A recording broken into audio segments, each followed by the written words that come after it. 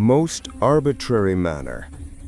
And although many of these unhappy people may still retain their loyalty, the torrent of violence has been strong enough to compel their acquiescence, till a sufficient force shall appear to support them. Like the Parliament, he had acted thus far in a spirit of moderation, he said, and he was anxious to prevent, if it had been possible, the effusion of the blood of my subjects, and the calamities which are inseparable from a state of war. He hoped his people in America would see the light and recognize that to be a subject of Great Britain, with all its consequences, is to be the freest member of any civil society in the known world. Then came a new charge, based on opinions received from his commander at Boston. There must be no more misconceptions about the true intent of those deceiving the unhappy people of America. The rebellious war is manifestly carried on for the purpose of establishing an independent empire. I need not dwell upon the fatal effects of the success of such a plan. The object is too important, the spirit of the British nation too high, the resources with which God hath blessed her too numerous to give up so many colonies which she has planted with great industry, nursed with great tenderness, encouraged with many commercial advantages, and protected and defended at much expense of blood and treasure. Since clearly it was the better part of wisdom to put a speedy end to such disorders, he was increasing both his naval and land forces. Further, he was pleased to inform the Parliament he had received friendly offers of foreign assistance. When the unhappy and deluded multitude, against whom this force will be directed, shall become sensible of their error, I shall be ready to receive the misled with tenderness and mercy, he pledged. And as evidence of his good intentions, he would give authority to certain persons to grant pardons on the spot in America, though beyond this he said no more. In sum, he, George III, sovereign of the empire, had declared America in rebellion. He had confirmed that he was committing land and sea forces, as well as unnamed foreign mercenaries, sufficient to put an end to that rebellion, and he had denounced the leaders of the uprising for having American independence as their true objective, something those leaders themselves had not as yet openly declared.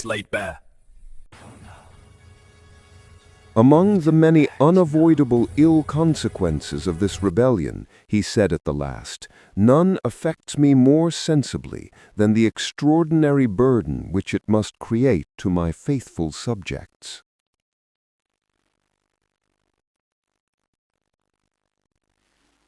His Majesty's appearance before Parliament lasted just 20 minutes, after which, as reported, he returned to St. James's Palace as peaceably as he went. The members of the House of Commons filed out directly to their own chamber, and debate on the King's address commenced brisk and warm in both houses, the opposition marshalling the case for conciliation with extraordinary force. In the House of Lords, expressions of support were spirited, though comparatively brief. The King was praised for his resolution to uphold the interests and honor of the kingdom, praised for his decisiveness. "We will support your Majesty with our lives and fortunes," vowed Viscount Townshend. Those in opposition had more to say, and spoke at times with pronounced emotion. The measures recommended from the throne, warned the Marquis of Rockingham, were big with the most portentous and ruinous consequences.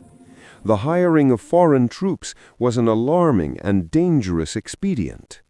Even more deplorable was the prospect of shedding British blood by British hands. Any notion of conquering America was wild and extravagant, said the Earl of Coventry. The administration was no longer to be trusted, said Lord Lyttelton bitterly. How comes it that the colonies are charged with planning independency? The Earl of Shelburne demanded to know, "Who is it that presumes to put an assertion, what shall I call it, my lords, contrary to fact, contrary to evidence? Is it their intention, by thus perpetually sounding independence in the ears of the Americans, to lead them to it?" As the afternoon light began to fade and the chamber grew dim, the candles of the chandeliers were lit. The one surprise, as the debate continued, was a vehement speech by the Duke of Grafton, Augustus Henry Fitzroy, former Prime Minister who had not previously opposed the administration. Until now, he said, he had concurred in the belief that the more forceful the government in dealing with the Americans, the more likely matters could be amicably adjusted. But he had been misled, deceived. Admitting to his ignorance of the real state of things in America, and inferring that this was no uncommon handicap in Parliament, he boldly proposed the repeal of every act concerning America since the incendiary Stamp Act of 1765. This, I will venture to assert, will answer every end, and nothing less will accomplish any effectual purpose, without scenes of ruin and destruction, which I cannot think on without the utmost grief and horror. The Earl of Dartmouth, Secretary of State for the Colonies, was astonished. How could any noble lord possibly condemn the policies of the administration, or withdraw support without at least giving them a fair trial? It was in the Commons that the longer, more turbulent conflict ensued. Of the 20 or so who rose to speak, few held back. Attacks on the King, Lord North, the Foreign Ministry in general, and on one another at times brought the heat of debate to the boiling point. There were insults exchanged that would long fester, bombast and hyperbole in abundance, and moments when eloquence was brought to bear with a dramatic effect remarkable even in the Commons. It was Parliament as theatre, and gripping, as if the outcome, like much of theatre, was understood all along. For importantly, it was also well understood and deeply felt that the historic chamber was again the setting for history, that issues of the utmost consequence, truly the fate of nations, were at stake. The passion of opposing opinion was evident at once, as the youthful John Dyke Ackland of Devonshire declared emphatic support of the King's address. True it was that the task of reducing America to a just obedience should not be underestimated, he said, but where the interests of a great people were concerned, difficulties must be overcome, not yielded to. Ackland was a headstrong young army officer, and was ready to serve in America himself, and would, and thus what he said had unusual force, if not perfect historic validity. Recollect the strength, the resources, and above all the spirit of the British nation, which when roused knows no opposition. Let me remind you of those extensive and successful wars that this country has carried on before the continent of America was known. Let me turn your attention to that period when you defended this very people from the attacks of the most powerful and valiant nation in Europe, that is to say, France, when your armies gave law and your fleets rode triumphant on every coast. Shall we be told then that this people, the Americans, whose greatness is the work of our hands, and whose insolence arises from our divisions, who have mistaken the leniency of this country for its weakness, and the reluctance to punish for a want of power to vindicate the violated rights of British subjects, shall we be told that such a people can resist the powerful efforts of this nation? At about the time the chandeliers were being lighted in the house, John Wilkes, Lord Mayor of London, champion of the people and the homeliest man in Parliament, stood to be heard, and to let there be no doubt that he was John Wilkes. I speak, sir, as a firm friend to England and America, but still more to universal liberty and the rights of all mankind. I trust no part of the subjects of this vast empire will ever submit to be slaves. Never had England been engaged in a contest of such import to her own best interests and possessions, Wilkes said. We are fighting for the subjection, the unconditional submission of a country infinitely more extended than our own, of which every day increases the wealth, the natural strength, the population. Should we not succeed, we shall be considered as their most implacable enemies. An eternal separation will follow, and the grandeur of the British Empire pass away. The war with our brethren in America was unjust, fatal, and ruinous to our country, he declared. There was no longer any question whether the Americans would fight, conceded Tory Adam Ferguson. But could anyone doubt the strength of British Great Britain to reduce them? And this, he said, must be done quickly and decisively, as an act of humanity. Half measures would not do. Half measures could lead only to the horrors of civil war. In response, George Johnston, a dashing figure who had once served as governor of West Florida, delivered one of the longest, most vehement declamations of the night, exclaiming, "Every Machiavellian policy is now to be vindicated towards the people of America. Men are to be brought to this black business hoodwinked. They are to be drawn in by degrees until they cannot retreat. We are breaking through all those sacred maxims of our forefathers and giving the alarm to every wise man on the continent of America that all his rights depend on the will of men whose corruptions are notorious, who regard him as an enemy and who have no interest in his prosperity." Johnston praised the people of New England for their courage and fortitude. There was a wide difference, he said, between the English officer or soldier who merely did his duty and those of the New England army, where every man was thinking of what further service he could perform. No one who loved the glorious spirit of freedom could not be moved by the spectacle of Bunker Hill, where an irregular peasantry had so bravely faced the gallant Howe, leading the finest troops in the world. Who is there that can dismiss all doubts on the justice of a cause which can inspire such conscious rectitude? Alexander Wetherburn, the Solicitor General, belittled the very idea of standing in the way of the king and called for the full-scale conquest of America. "Why then do we hesitate?" he asked. "Because an inconsiderable party, inconsistent in their own policies, and always hostile to all government but their own, endeavor to obstruct our measures and clog the wheels of government? Let us rather second the indignant voice of the nation, which presses in from all quarters upon the sovereign, calling loudly for vigorous measures. Sir, we have been too long deaf. We have too long shown our forbearance and long-suffering. Our thunders must go forth. America must be conquered." As the night wore on, Lord North, the stout, round-shouldered Prime Minister, remained conspicuously silent in his front-bench seat, his large, near-sighted eyes and full cheeks giving him the look, as the wit Horace Walpole said, of a blind trumpeter. North was much liked, moderate, urbane, and intelligent. He had made his career in the Commons, and with his affable manner had acquired few, if any, enemies among his political opponents. When attacked, he took no offense.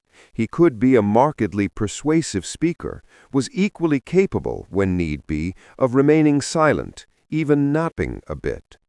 From years of experience, North had also learned to count votes in advance, and he knew now, as did nearly everyone present, that the decided majority of the Commons, like the people at large, stood behind the king.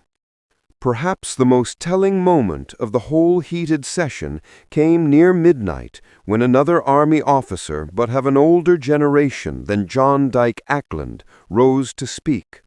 Colonel Ihid Barre was a veteran of the French and Indian War who had come home from the Battle of Quebec badly disfigured. Gentlemen, we He must had been reach a hit in the consensus head on this by a matter. musket The ball implications that are blinded far-reaching. him in one eye and left his face twisted into a permanent sneer. Further, it had been Isaac Barre, in a past speech in defense of the Americans, who had first called them Sons of Liberty, and the name had taken hold. He had lost one eye, the colonel reminded his listeners, but the one good military eye he had left did not deceive him. The only way to avert this American storm was to reach an accommodation just as soon as possible. Between them, Edmund Burke and young Charles Fox filled the next several hours. Burke, in customary fashion, took his time. Nearly all that he said, he and others had said before, but he saw no harm in repetition or any need for hurry. He held the floor for nearly 2 hours, a large part of his speech devoted to the disgrace of British forces cooped up in Boston by those said to be an undisciplined rabble. There were no ringing lines from Burke this time, little at all for the newspapers to quote. Possibly he did not wish to outshine Fox, his protégé, who spoke next and who, at 26, was already a dazzling political star. Born to wealth and position, Fox was an unabashed fop, a dandified macaroni who at times appeared in high-heeled shoes, each of a different color, and happily spent most nights drinking or gambling away his father's fortune at London's best clubs. But his intellect and oratorical gifts were second to none. He always spoke spontaneously, never from notes or a prepared text. Fox, it would be observed, would as write down what he was going to say as pay a bill before it came due. He attacked immediately and in searing fashion, calling Lord North the blundering pilot who had brought the nation to a terrible impasse. If Edmund Burke had failed to provide a memorable line for the night's efforts, Fox did at once. Lord Chatham, the King of Prussia, nay, Alexander the Great, never gained more in one campaign than the noble lord has lost. He has lost a whole continent. It was time for a change in the administration, time for new policies. The present ministers were enemies of freedom. I cannot consent to the bloody consequences of so silly a contest about so silly an object, conducted in the silliest manner that history or observation has ever furnished an instance of, and from which we are likely to derive nothing but poverty, disgrace, defeat, and ruin. Once Fox finished, North stood at his place and calmly allowed he had no wish to remain a day in office were he to be judged inactive, inattentive, or inconsiderate. North was not a man enamored with war. He had nothing of the look or temperament of a war leader. Privately, he was not at all sure it would be possible to vanquish the Americans, and he worried about the cost. To General Burgoyne he had written, "I would abandon the contest were I not most intimately convinced in my own conscience that our cause is just and important." George III relied on him, calling him my sheet anchor, and it was and would remain North's role to explain and defend the king and administration, policies and decisions before the Commons. The intention now, he affirmed, was to send a powerful sea and land force across the Atlantic. But with these forces would also go offers of mercy upon a proper submission. How proper submission was to be determined, or who was to bear such offers, he did not say. As time would show, however, the real purpose of such peace gestures was to speed up an American surrender. This will show we are in earnest, that we are prepared to punish, but are nevertheless ready to forgive. This, in my opinion, is the most likely means of producing an honorable reconciliation." On that note, the debate ended. In the House of Lords, where work had wound up at midnight, the opposition to the King's address, and thus to all-out war in America, was defeated by a vote of more than 2-1, 69 to 29. In the House of Commons, their impassioned speeches notwithstanding, the opposition was defeated by an even greater margin, 278 to 108. By the time the vote in the Commons had concluded, it was 4 in the morning. One of those members of the House of Commons who had refrained from speaking and who felt extremely night, pleased with the outcome Reminds me of winters was the back home. gentleman scholar Edward Gibbon. A supporter of Lord North, Gibbon never spoke on any issue. But in private correspondence from his London home, he had been assuring friends that something will be done about America. The power of the empire will be exerted to the utmost.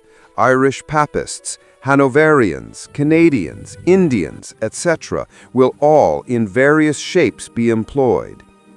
Gibbon, who was then putting the final touches to the first volume of his masterpiece, History of the Decline and Fall of the Roman Empire, now felt even more confident about the course of history in his own time. The Conquest of America is a great work, The very he wrote. foundation of our liberties is at stake. Soon Nonsense. after, We in must early adapt or be left November, behind by history. King George III appointed a new secretary for the American colonies, Lord George Germain, a choice that left little doubt, if any remained, that the king too considered the conquest of America serious work, to which he was seriously committed. Germain was to replace the Earl of Dartmouth, whose attitude toward the war seemed at times less than wholehearted. He was a proud, intelligent, exceedingly serious man of 60, tall, physically impressive, and notably unlike the King and Lord North, he was a soldier. He had served in the 7 Years' War in Germany, and with good reputation, until the Battle of Minden, when, during a cavalry attack, he was accused of being slow to obey orders. He was not charged with cowardice, as his critics like to say. At a court-martial called at his own insistence, he was found guilty only of disobedience. But his military career ended when the court declared him unfit for further service. As a politician in the years since, he had performed diligently, earning a high reputation as an administrator. In his new role, he would direct the main operations of the war, and was expected to take a firm hand. To many, he seemed the perfect counterpart to the obliging, unassertive North. For the riotous rebels of America, he had no sympathy. What was needed, Germain said, was a decisive blow. The king thought highly of him.